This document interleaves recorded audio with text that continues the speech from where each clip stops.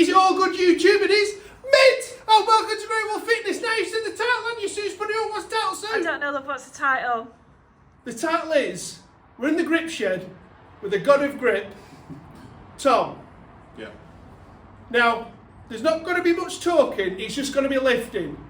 So let's get into it. And the first one is the axle deadlift.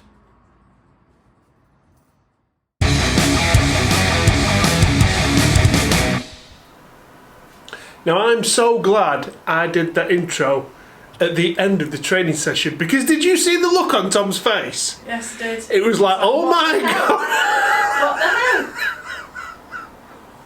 hell? I was all looking off, you got. So I was invited down to train at the Gods of Grip, the new shed, the grip shed. It's bigger and better. Now we're going to be doing something else, but we didn't, so they invited me down to train, and I was not missing this opportunity to train with Tom and Laura. Tom especially, who's much better at gripping than me. Yep. Clearly. So we started off with some axle deadlifts, and Laura worked up to well over 100 kilos. So anything over 100 kilo for a woman is very respectable, I can tell you. So you were getting a bit worried, what you had about very respectable. So I worked up to 162, which I did at the Gripmas Games.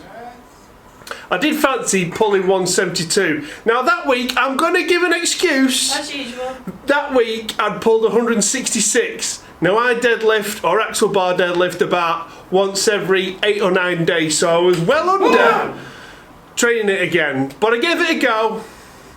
What happened? And I failed. I even gave it the double wolf slap and everything. My face was covered in chalk. The atmosphere was electric. Where were you? Where was I? What do you mean, where were you?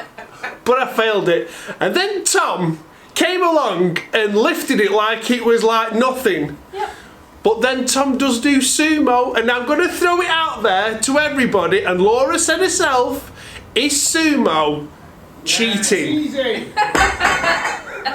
You're just a bad loser. Just a bad In the comments, it's got to be rife now in the comments about sumo deadlifting, whether it be on a regular bar or axle bar.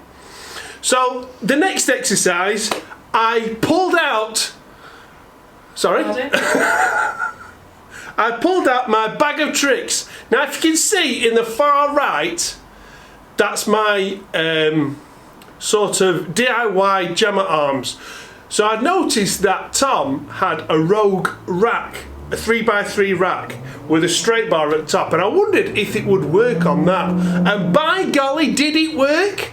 It worked. And they was impressed by it. Now whether That's what they said to you. That's what they said to me face. Took it off and says, how What a load of shit that was. But as you can see, it works on a rogue rack with a straight bar going across the top.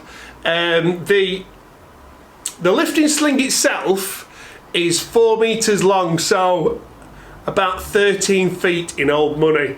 And you just wrap it round until it's like level, and then away you go. You can do, as we were doing on this workout, rows. I highly recommend putting resistance bands either side, so you have that resistance straight away, because otherwise a pendulum movement to start with, you can sort of just whack on the plates. There's very little. Pendulum. Well, it's a pendulum movement, love. Pendulum. Pendulum? Pendulum. Pendulum? Stop taking the piss! Right? This is the first video we've done in months, and you're taking the piss already. It would be the same if I didn't take the piss, would it? No. Come on. So then Tom whipped out his secret weapon, the finger blaster. I don't think they're going to call it the finger blaster, but they've done a prototype for the new grip implement. And it's a two-handed implement. It's like a squeegee. It does, doesn't it? It does look like a squeegee. Or a paint, or you know, like a paint roller, cut the middle bit before you put the thing on. Yes. You put the side of a paint roller on. But the good thing on this, you could pile the weight on. Yeah, so the big boys are really going to like this implement. I think I worked up to about 120 kilos. Laura, 100 kilos, I think. Yeah, she liked it. And then Tom finished it off with about 130 kilos, like he does. I think he could have done more as well. I think he could have done more. I think he was just making you feel good.